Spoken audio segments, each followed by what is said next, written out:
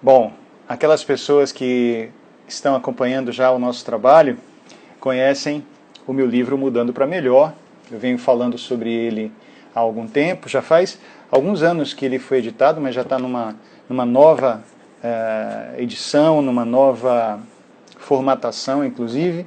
Algumas pessoas que já têm meu livro, que já leram, há algumas pessoas que não leram, mas esses estudos que eu estou fazendo sempre às 8 da manhã aqui, eles estão no primeiro capítulo ainda, né? A gente está analisando ainda o primeiro capítulo. Não é só para quem já leu meu livro. Qualquer pessoa pode acompanhar. O meu livro trata de programação neurolinguística e espiritualidade, e só lembrando que espiritualidade, para mim, não é algo obrigatoriamente relacionado com religiosidade. Então, há pessoas muito religiosas que podem ser pouco espiritualizadas. E há pessoas muito espiritualizadas que às vezes não têm nenhuma religião. Então a religião não implica diretamente no desenvolvimento de espiritualidade. O que acontece é que espiritualidade tem a ver com uma conexão com sistemas maiores que o eu.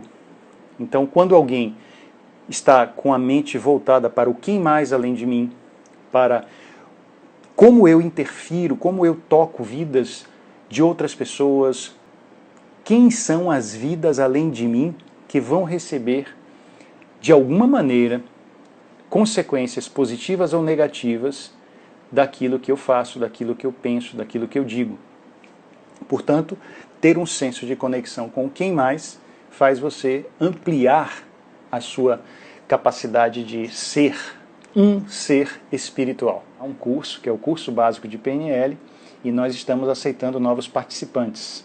Esse curso já acontece aqui na minha cidade há mais de 20 anos, 23 anos para ser mais preciso, e nesse curso eu falo a respeito da programação neurolinguística com alguns toques de espiritualidade laica, de filosofia, de mitologia, que já são as outras estradas que eu acho importantes para a gente fazer um processo de transformação consciente. Hoje eu quero trazer a ideia de transformação de uma forma mais plena, né? Ontem eu trabalhei um pouco com uma metáfora e um texto mais poético, e hoje eu quero explorar uma ideia um pouco mais papufe da transformação. E para começar eu vou apresentar para vocês a risoleta. Não sei se vocês já conhecem a risoleta, mas é essa caveirinha aqui que me foi emprestada pelo meu sobrinho Bruno, que é dentista. Por favor, isso aqui não é matéria orgânica humana, tá?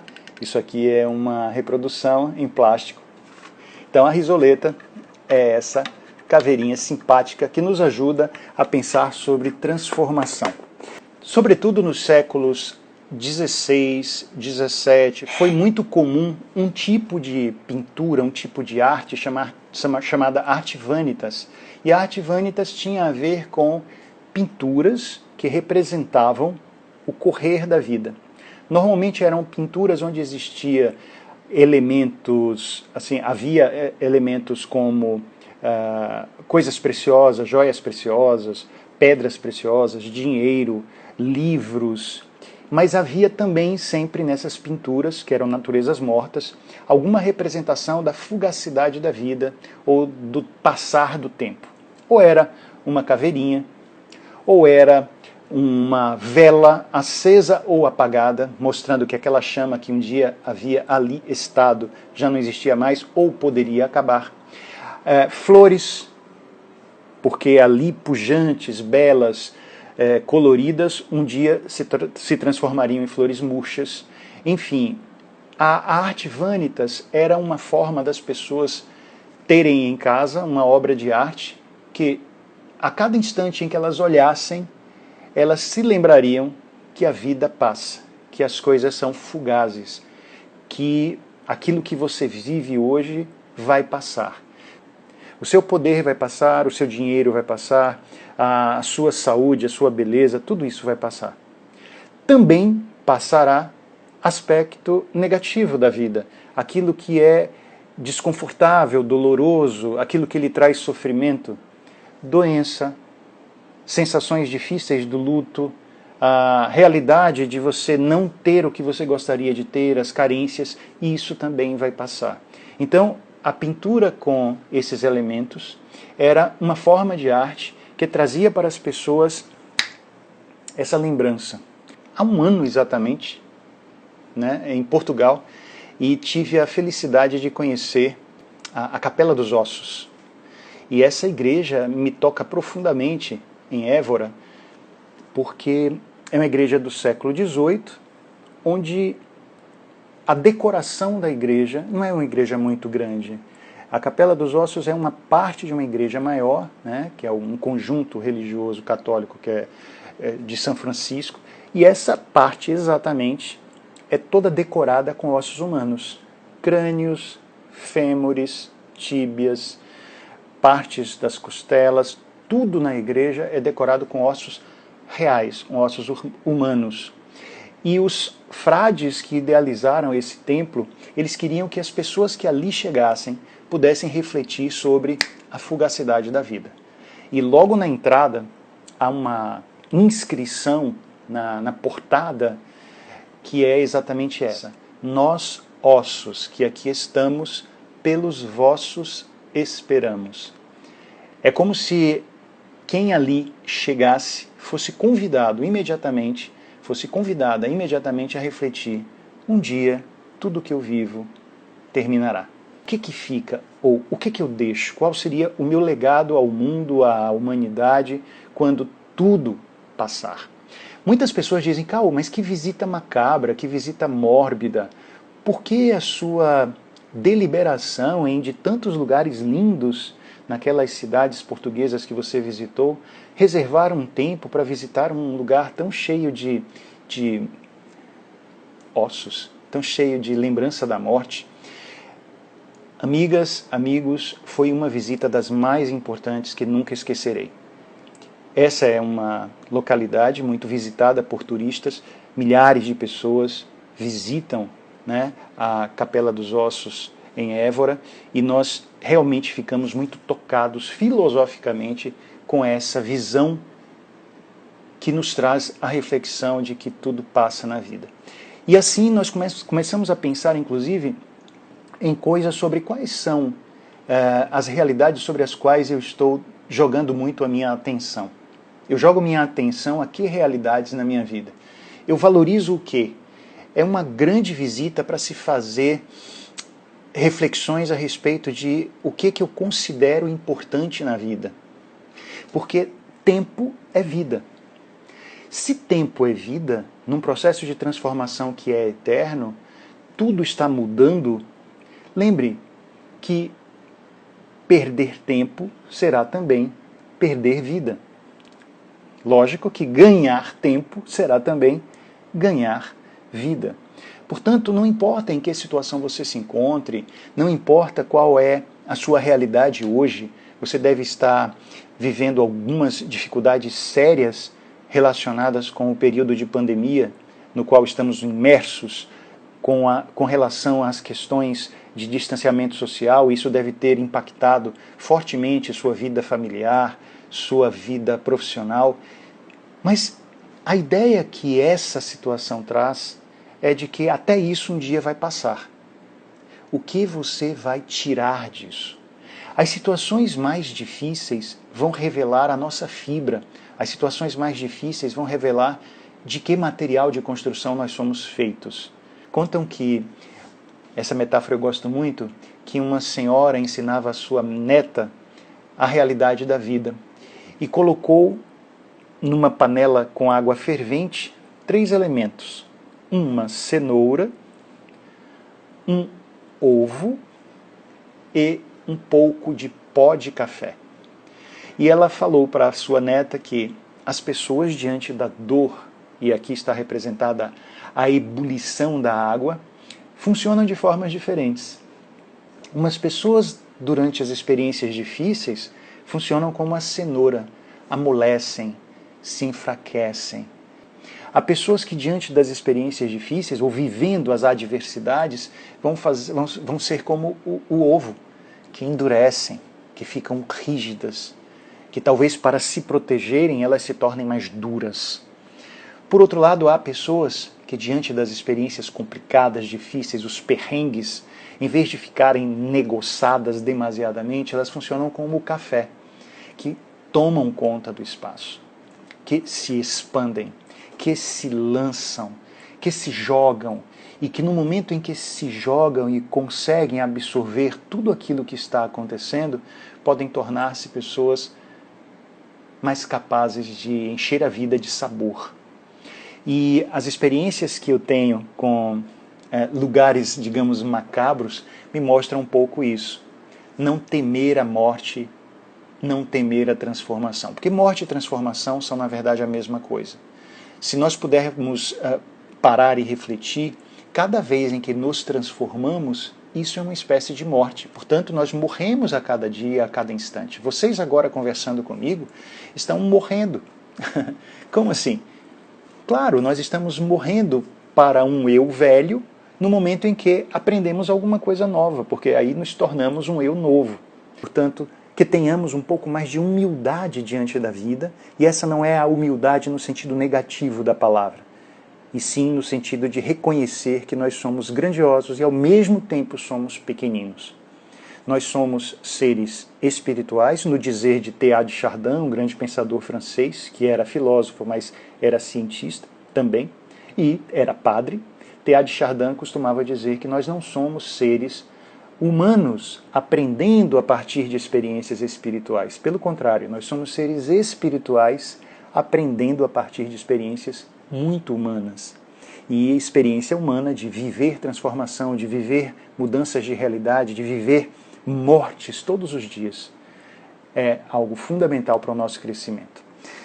Portanto, nesse primeiro capítulo do meu livro, Mudando para Melhor, a primeira parte, logo na primeira página do capítulo, eu trago a ideia de... não sei se vocês já tiveram contato com as cartas do tarô de Marseille. E nessa carta, nesse baralho, né, de tarô, a carta 13 é justamente a carta que mostra um esqueleto, uma caveira, normalmente segurando uma foice, e essa carta é a carta da morte. E muita gente, quando no jogo do tarô se depara com a carta 13, a carta da morte, se assusta muito, porque é como se a carta estivesse prenunciando alguma morte, ou a própria morte da pessoa, ou a morte de uma pessoa amada. Mas, na verdade, a carta quer dizer apenas transformação. A carta 13 do tarô está aparecendo para nós todo dia, todo dia, todo dia. É como se todo dia essa carta estivesse dizendo, olha, deixe morrer algo para que outro algo ressurja. Deixe desaparecer alguma coisa para que uma outra coisa possa nascer. Tá? E entrar em contato com essas realidades é uma forma de a gente ser mais adulto na vida.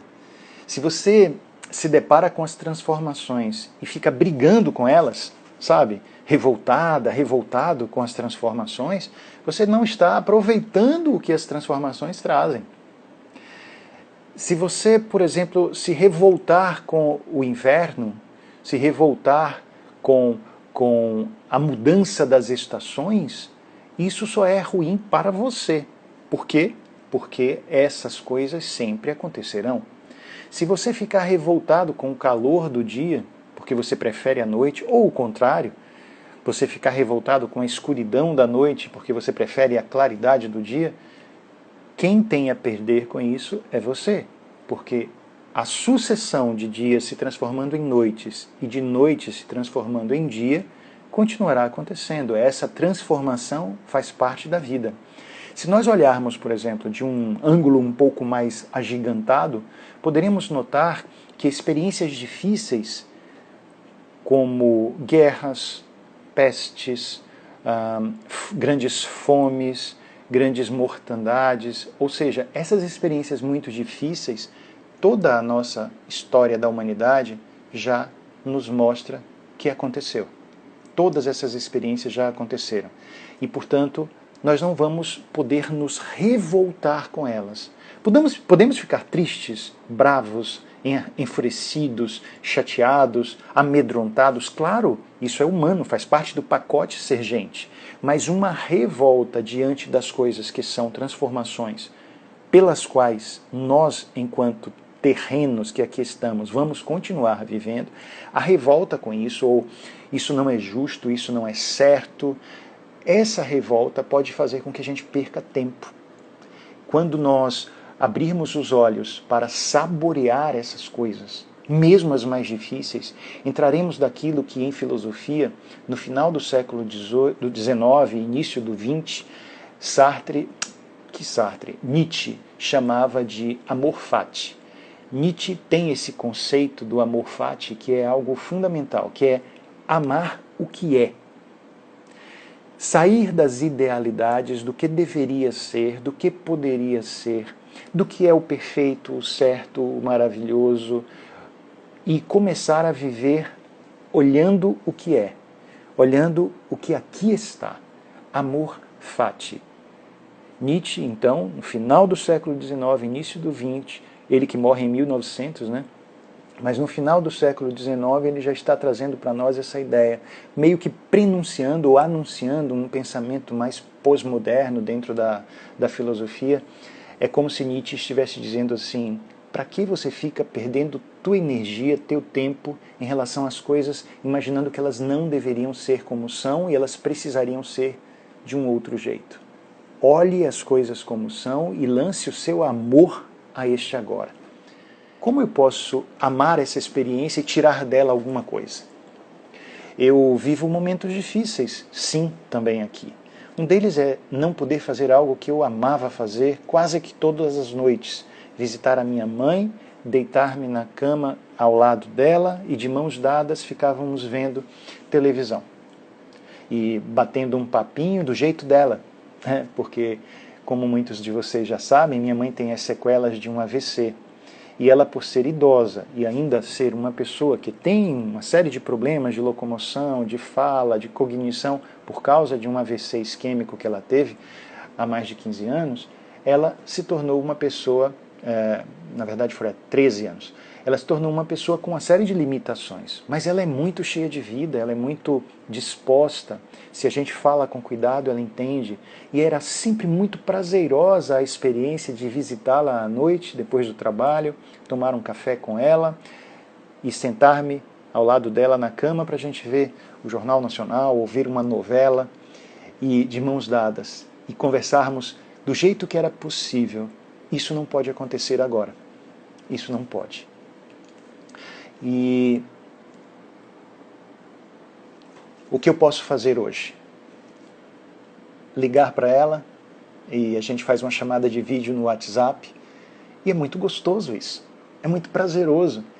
E a gente dá risada e a gente fica sabendo do dia um do outro. A cuidadora dela me passa as informações sobre o dia que ela teve, sobre como ela está, como foram as coisas naquele dia. É como se a gente pudesse dizer assim, não dá para ser de um jeito, este outro jeito também merece o meu respeito. Não dá para ter o ideal que eu possa saborear o real da forma mais plena possível. Se eu não puder levar o meu amor para as pessoas do jeito que eu gostaria que fosse, que eu possa levar do jeito que é possível. Então, sair da idealidade e começar a amar a realidade, a amar o tempo presente, é fundamental. Como você lida com as transformações que a vida traz para amar o que é, para saborear o tempo da forma como é, em vez de lamentar aquilo que já foi ou de sofrer demasiadamente por algo sobre o que você não tem poder. Nesse momento, falando isso, eu vou lá atrás na filosofia estoica, quando Sêneca, um grande pensador estoico latino, costumava dizer: lamentar um pouco menos, esperar um pouco menos, amar um pouco mais. Lamentar um pouco menos, esperar um pouco menos, amar um pouco mais. E essa reflexão tão curta e que tem em si uma síntese muito perfeita do pensamento dos estoicos lá do passado, ela foi resgatada pelo grande filósofo contemporâneo que eu adoro, que é o André Comte Sponville. E Sponville, no seu livro Felicidade Desesperadamente, ele traz muito essa ideia de que a gente pode pedir licença às lamentações em relação àquilo que já aconteceu, a gente pode pedir licença à esperança, que nem sempre é positiva, e começa a amar o que é, a amar aquilo que a transformação nos fez. Morreram realidades para que outras nascessem. O que eu faço para jogar a minha energia naquilo que é hoje? Dê aí a sua curtidinha, me acompanhe nesse nosso trabalho de levar às pessoas programação neurolinguística com filosofia, mitologia, coaching e conversar sobre essas coisas que são tão importantes. Uma das mais valiosas ideias que eu trago para mim é de que a gente não tem as respostas prontas. Nosso processo é um fazer constante. E para as pessoas também que desejam informações sobre como ingressar nas nossas turmas de curso básico de PNL, a minha turma com o meu jeito de ensinar PNL, curso básico de PNL, escreve perguntando: como posso participar do curso? Quais são os valores? Quais são os dias do curso? Pergunta tudo que a gente manda para você por WhatsApp. Lembrem, prefixo 71, que é daqui de Salvador, e o telefone é 988 35 90 90. 988 35 90 90. E vamos bater papos também aqui pelo Instagram nas nossas lives. Lembrando sempre, 8 da manhã eu estou aqui de segunda a sexta para conversar com vocês. Nesse período agora as lives têm a ver com o meu livro Mudando para Melhor. E terças e quintas à tarde, às 15 horas, sempre com alguma ou algum convidado, algum convidado para conversar sobre mil outras coisas que nos interessam, sobretudo nesse momento de adversidade que chegou com a pandemia. Então, agora é o momento de dar um tchau para vocês. Nossa amiga Risoleta está mandando beijos, tá? Vamos nos transformando. E vamos viver bem, vamos amar o agora, tirar das experiências que estão, aquilo que elas podem nos oferecer, saborear a vida, amar o que é, em vez de lamentar pelo que não está acontecendo. Tá bom? Vamos experimentar coisas. Deixa eu dar um tchau então para as pessoas aqui. Ana Cláudia, Maria Aparecida, Eliane, beijo. Denise, a minha querida D lá de BH, Beta, opa, quanta coisa bacana, Flávia Calabrese, Lívia, gente, eu não acompanho tudo que está passando, mas eu queria dar a vocês um abraço carinhoso, beijos muitos no coração de cada uma, de cada um, e repetindo, hoje às 15 horas, estejam conosco. Beijo, Peu! E vamos trocando esses conhecimentos, batendo papo, tá certo? Para quem quiser já observar algumas coisas que eu já deixei lá no YouTube, no meu canal do YouTube tem muita palestra, muita aula, muita coisa bacana, viu, gente? Que dá para vocês tirarem boas reflexões e boas impressões sobre a vida, sobre mil coisas. Dá uma acessada lá, procura Cal Mascarenhas no meu canal do YouTube, que vocês vão ver bastante coisa lá. E, por favor, manda recado, manda dúvida, fala sobre temas que vocês gostariam, né, de que eu trouxesse para as lives, quais são as impressões ou na filosofia, ou na programação neurolinguística, ou no coaching ontológico sobre tal assunto. Tragam essa ebulição de perguntas. Eu gosto muito de não ter respostas também, não é para todas as coisas que a gente vai ter resposta, pelo contrário. Talvez eu queira fazer com vocês a percepção de que novas perguntas é que podem ser bacanas, né? Às vezes a gente tem sempre uma mesma forma de perguntar, que tal ter outros tipos de perguntas, tá bom? Então, aguardo vocês e vejo vocês por aqui. Que bom que a gente tem essa tecnologia que nos conecta. Tchau, minha gente querida. Fiquem com Deus, fiquem na paz. Tudo de bom para vocês. Tchau, tchau.